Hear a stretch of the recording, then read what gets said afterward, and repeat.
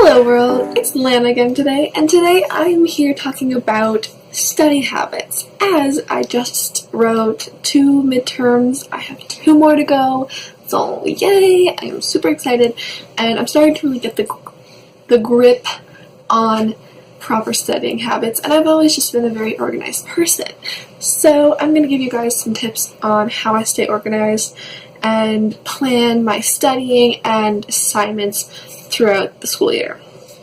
Tip number 1 is find a system that works for you. I know everyone says get a planner, a physical agenda like this, but sometimes I find that, recently at least, I stray away from that just because I don't like having to carry around the physical thing and write everything in.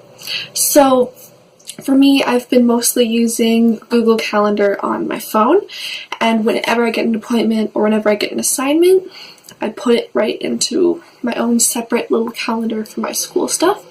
So I'll have one color for just my class schedule, another color for assignments, and another color for exams.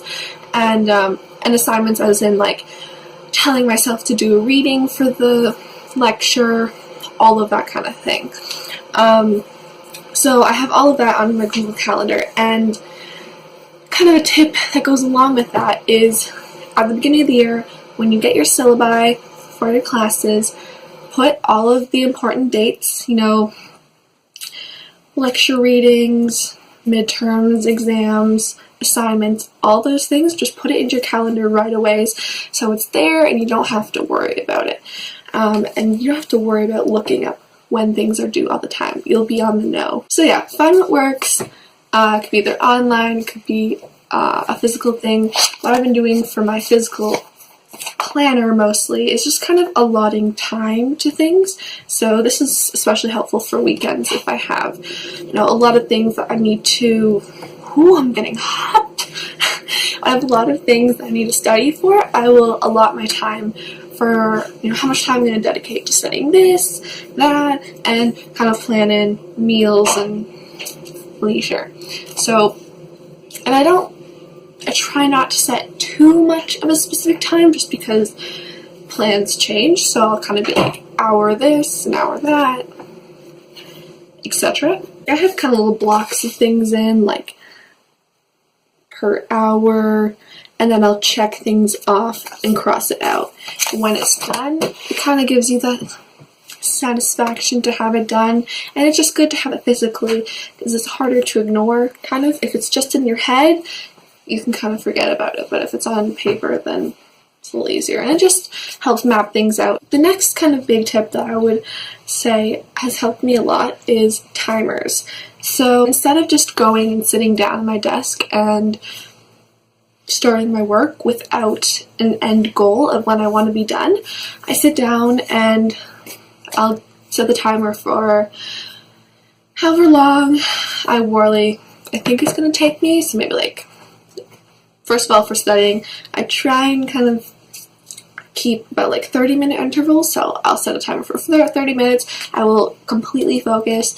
Then I'll have a 5-minute break. I'll have a snack. I'll text people, all that kind of thing, and then I'll reset my timer and go back to it.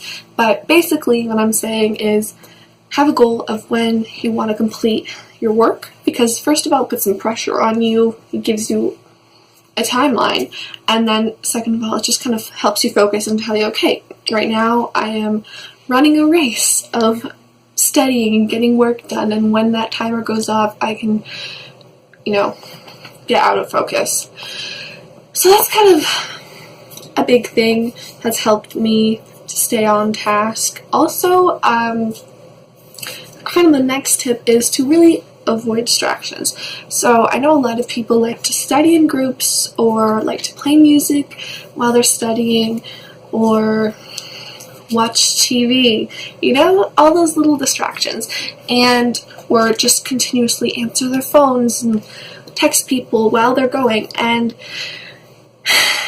I know it's controversial, but we've been it's been scientifically proven that we are not multitaskers. Multitasking is not the most efficient way of doing work. Yes, multitasking is possible. We can get things done while we're multitasking. It is possible, but at least from my personal view, I found that it takes me much longer if I'm multitasking, and then also just simply